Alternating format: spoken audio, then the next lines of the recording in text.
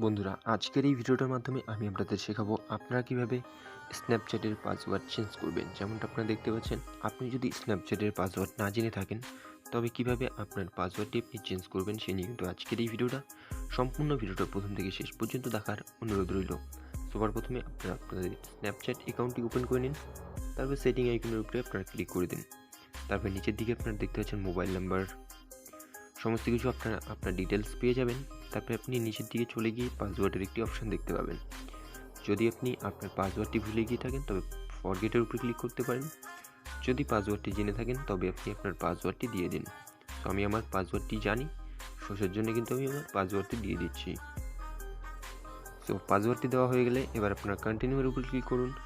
এবার আপনি নতুন পাসওয়ার্ড যেটি রাখতে চান সেটি এখানটাতে দিয়ে দিন। সো আমি কিন্তু আমার পাসওয়ার্ডটিও দিয়ে দিচ্ছি। উপরে আপনি আপনার যেই পাসওয়ার্ডটি দেবেন তারপরে কিন্তু নিচে সেম পাসওয়ার্ড আপনার দিতে হবে। সো আমি কিন্তু পাসওয়ার্ডটি সিলেক্ট করে নিচ্ছি। সো বন্ধুরা, আমি কিন্তু পাসওয়ার্ডটি সিলেক্ট করে নিয়েছি। এবার আমি সেভের উপরে ক্লিক করব। যেমনটা আপনারা দেখতে পাচ্ছেন, আমার কিন্তু পাসওয়ার্ড সেভ হয়ে গেছে।